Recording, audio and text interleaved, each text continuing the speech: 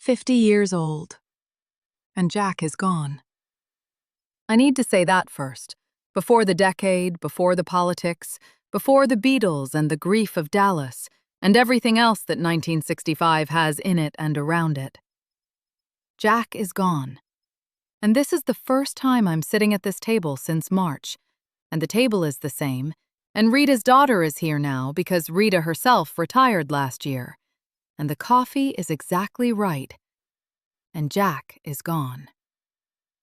He died on a Tuesday, which is either a coincidence or the universe completing a pattern it began in 1947, when Jack and I first understood that Tuesdays were ours.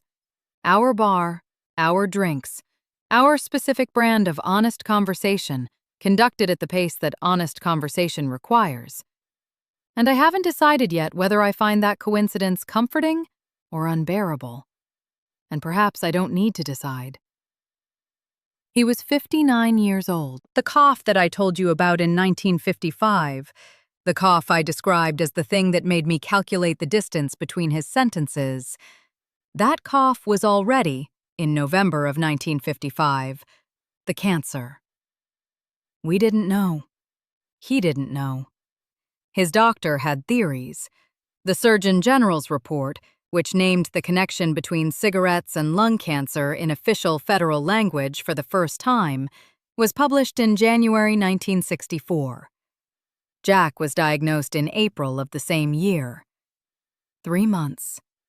3 months between the government saying what the science had known for a decade and Jack sitting across from me in a booth at Connolly's and telling me, in his direct, precise, entirely Jack way, that the doctors had found something in the left lung and were going to try some things, and he wanted me to know.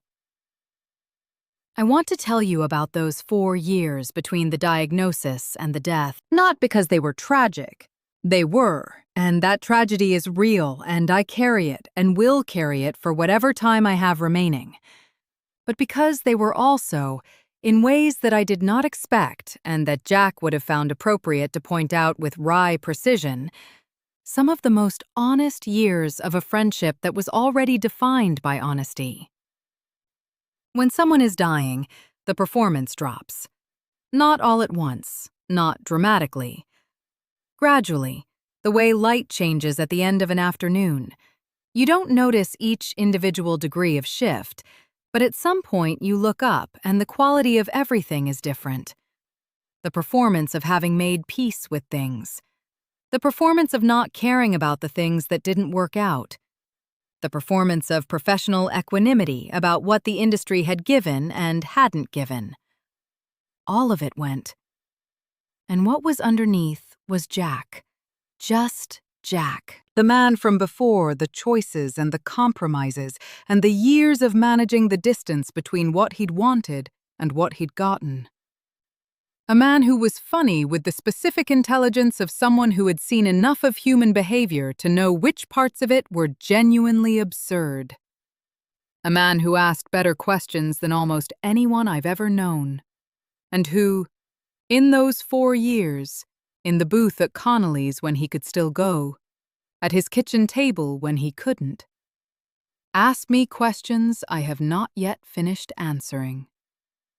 The last real conversation we had, real in the sense of going past the obvious into the territory that is only available when the time pressure is absolute, was in February.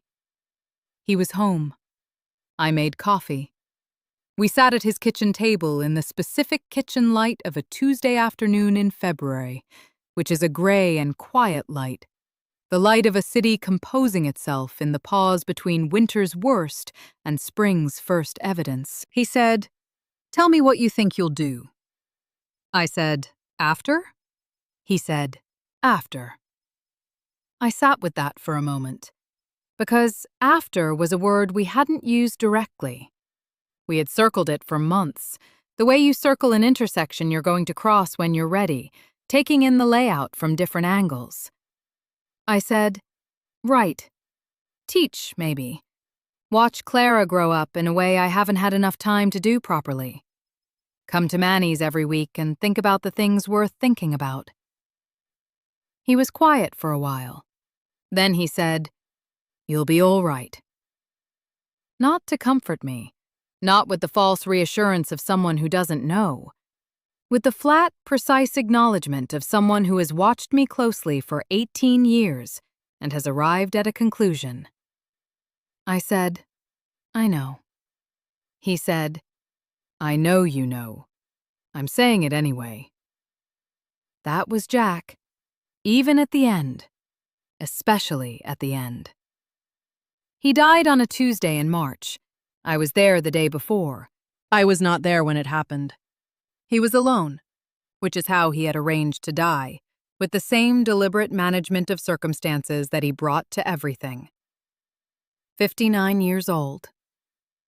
I am sitting at this table 10 years after I first noticed the cough, and I am going to tell you about 1965, and I am going to tell it to you as honestly as I can, which means telling you that all of it, every observation, every wry comment about the decade, every moment of laughter at what the world has produced, is happening inside the fact of Jack's absence, the way all experience from now on will happen inside this fact.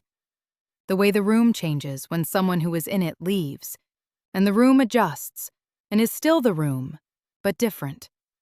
The room is still the room, but different.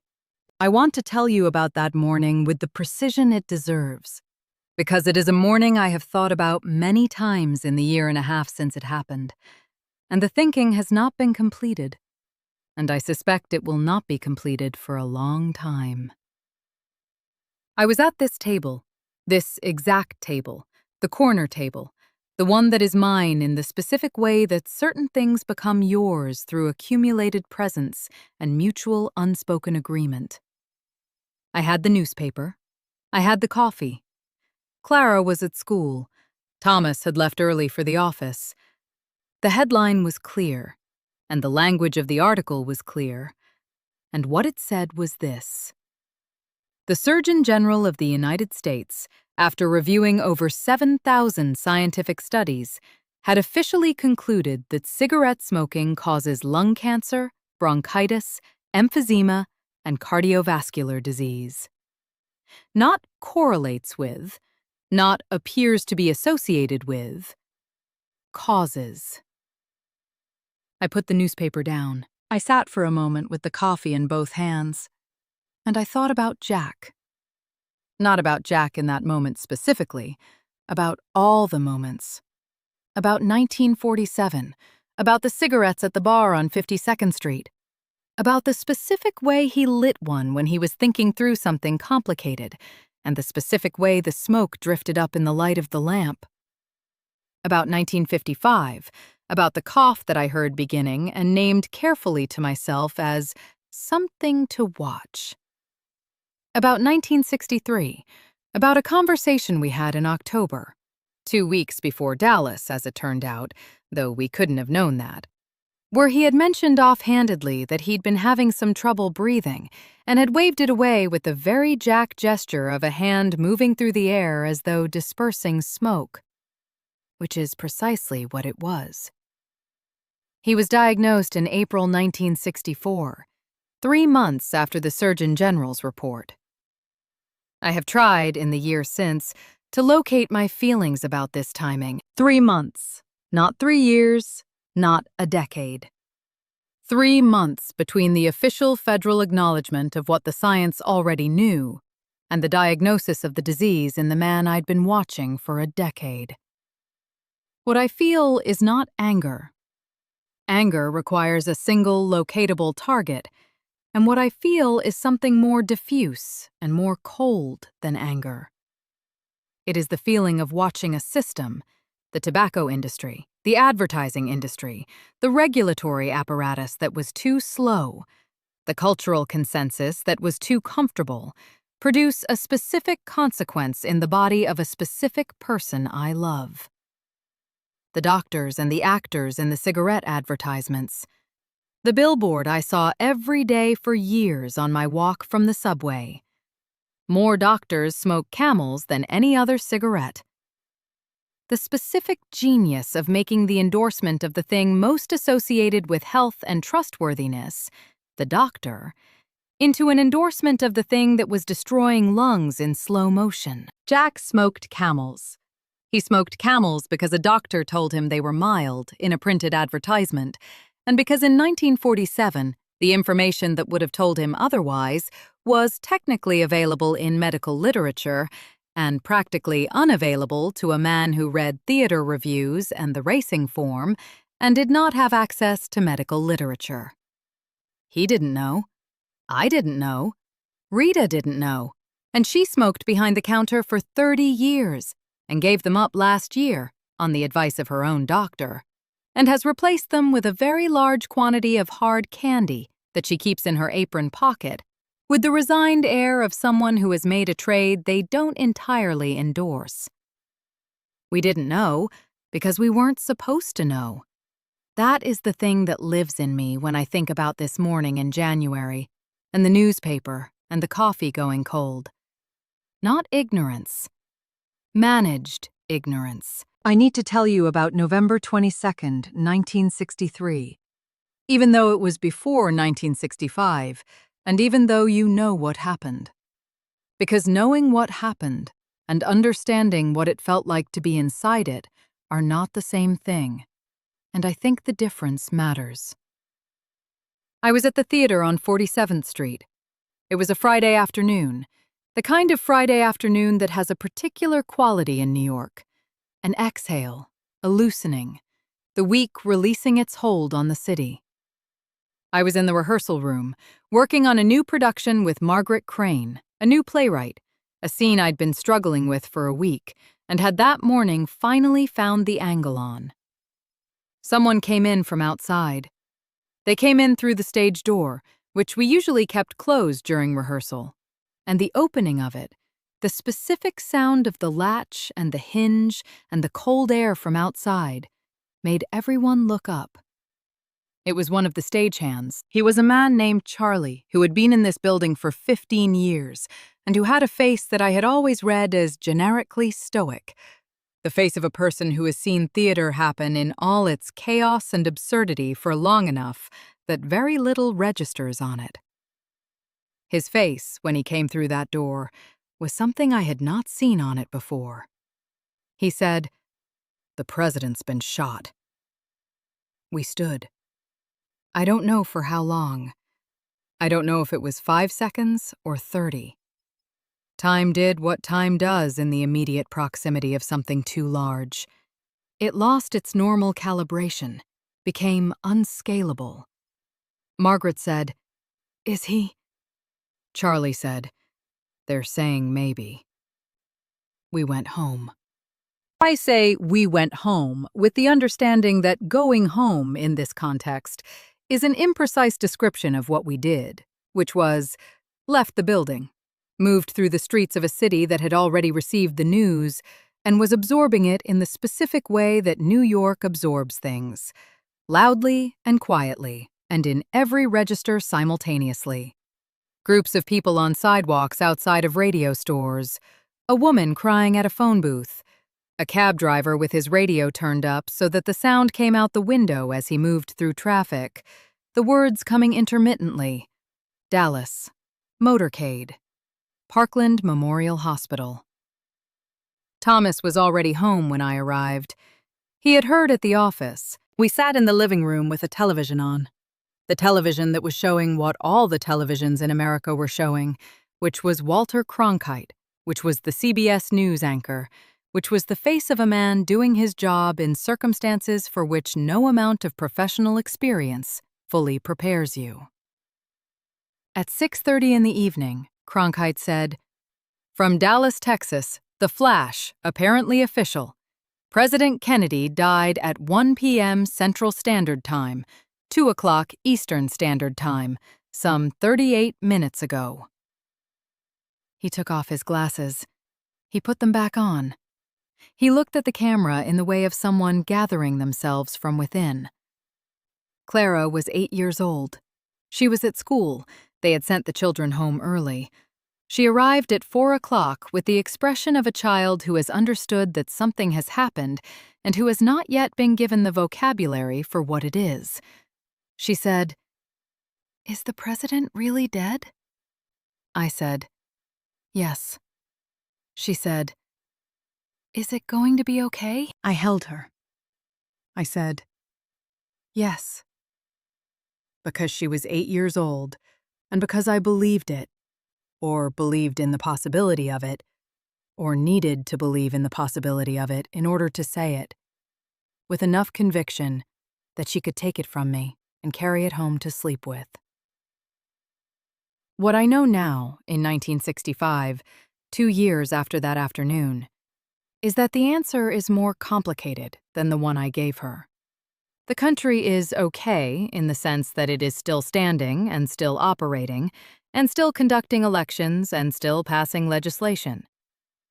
It is not okay in the sense that something broke in Dallas and has not been repaired, and perhaps cannot be repaired, because some breaks are too specific to the thing that broke to be replaceable. What broke was the story we were telling about ourselves.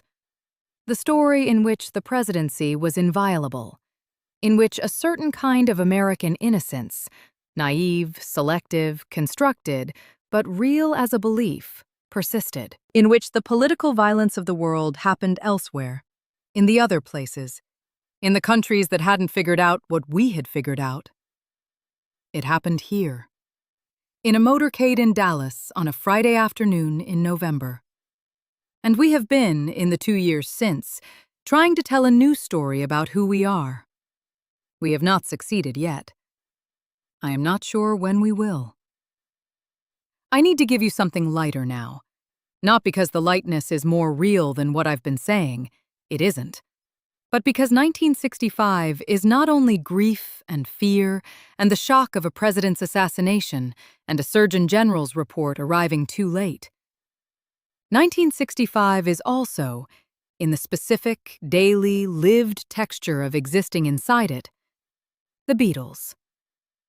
The Beatles arrived in America in February 1964, 1 month after the Surgeon General's report, 3 months after Dallas, in the specific January gray of a country that needed something and didn't know what it needed until it arrived. They appeared on The Ed Sullivan Show on February 9th. Let me tell you about watching this in my living room. Clara was 7 years old. She was in her pajamas. It was a Sunday evening, and she was supposed to have been in bed an hour earlier. But Thomas and I had made the quiet parental decision to let this particular Sunday be an exception. Partly because Clara had been talking about the Beatles for 2 weeks with an intensity that suggested the conversation would continue indefinitely anyway, and partly because I was, professionally, curious. They came on stage. The screaming from the audience was, I want to find a word that is accurate without being dismissive, and the word I keep coming back to is unprecedented. I have been in theaters. I have been in music venues. I have been present at moments of collective emotional response that were intense and surprising and sometimes overwhelming. I had not heard before this Sunday evening a sound from a human audience that had that specific quality. Not joy exactly, though joy was in it. Not hysteria exactly, though the surface of it resembled what we call hysteria. Something more like the release at enormous volume and through the vocal cords of an enormous amount of feeling that had been accumulating for a period of time and had found its object. Clara, who was sitting on the floor between Thomas and me, said nothing for the first 30 seconds. Then she turned around and looked at us with an expression I can only describe as, I have been trying to explain this, and now you understand. And she was right. Because here is what I understood, watching 4 young men from Liverpool play their guitars on the Ed Sullivan stage in February 1964. This is what joy sounds like when it finds form. Not my joy. Their joy. The joy of 4 people doing the thing they were made to do, with each other, for an audience, in a room full of electricity both literal and figurative. That specific joy, The joy of craft meeting audience, of preparation meeting moment, is something I have spent 20 years pursuing in my own work. I recognized it the moment I saw it. I recognized it the way you recognize something you've been studying from one angle all your life and suddenly see from another. They were extraordinary at what they did. And what they did was, already in February 1964, when they were still wearing the matching suits and the matching haircuts and performing a joy that the world would later complicate, already more complex than it appeared. The harmonies were more sophisticated than the screaming would suggest. The arrangements were more considered than the infectiousness implied. There was craft underneath the charm and intelligence underneath the energy, and I noticed it. And I think history will eventually get around to noticing it more systematically than the contemporary hysteria allowed. Clara is 8 years old now. She plays their records on the record player Thomas got her for Christmas, at a volume that the woman on the floor below, whose name is Mrs. Abramowitz and who has replaced Barbara as the noise monitoring authority, has opinions about. And she knows every word to every song, and sometimes I stand outside her bedroom door and listen not to the music, but to the specific quality of Clara listening to music, which is total. Completely total. Her whole self organized around it. I did not have that at 8 years old. I had radio, but radio was something that happened in the background, something the whole family moved around and through. Clara has music that is hers, specifically, exclusively hers, given to her on a record that she puts on a player that lives in her room. I think this is different from what I had. I think this difference matters. I'm not sure yet whether I think it matters in a good way or a complicated way. Possibly both. I want to tell you about a specific night. November 9th, 1965. You may have heard of it. You may know it from the history books or from family stories if your family was in the Northeast that evening. It was the night that the largest power failure in American history knocked out electricity across New York, New England, and parts of Canada. 80,000 square miles without power, beginning at 5:27 in the afternoon and lasting, in most places, through the night. I was at Manny's. It's always Manny's, I know. But in my defense, Manny's is where I am on Tuesday afternoons, and November 9th was a Tuesday, and the power went out at 5:27 p.m., which is late afternoon, which is my window. The lights went out all at once, not gradually, the way a light bulb dies when its filament finally gives, flickering and then settling into permanent dark. All at once. The fluorescent lights behind the counter, the small lamp at the end of the bar, the glow from the street outside that was not from the street lamps, but from the buildings beyond them. All of it, at once. In the sudden dark, there was a silence of about 2 seconds. Then, Rita's daughter, Rita Jr., who has her mother's practicality and her mother's red hair, and her mother's complete indifference to drama, said with absolute calm, "Hold on." She was gone for perhaps 90 seconds. She returned with 4 candles, which she set on the counter, and 3 flashlights, which she distributed to the customers nearest the door, and the information that she had called her husband from the phone that still worked, rotary, landline, unaffected by the power failure. And her husband had told her that the power was out everywhere he could see, in every direction, which at the time they took to mean several blocks, and we would later learn meant half a continent. What I want to tell you about is the next 4 hours. Manny's filled up. People came in off the street, not because they were cold, the evening was mild, but because they were navigating a city without traffic lights or illuminated storefronts, or the usual visible evidence that civilization is currently operational, and they wanted to be somewhere with other people. Manny's had candles. Manny's had a gas stove that did not require electricity. Manny's had coffee and pie, and Rita Jr., who had decided that a blackout was simply an unusual Tuesday, and was proceeding accordingly. By 8 o'clock, there were 30 people in a room that normally accommodated 12. They talked to each other. Not the talking past each other that happens in crowded spaces, where everyone is present with their own agenda and the proximity is incidental. The specific talking to each other that happens when the ordinary architecture of a day has been dismantled, and people are left with the unexpected company of other people and no clear alternative. A man who had been trying to get home to Queens for 3 hours sat across from a woman who had given up on the subway and simply started walking.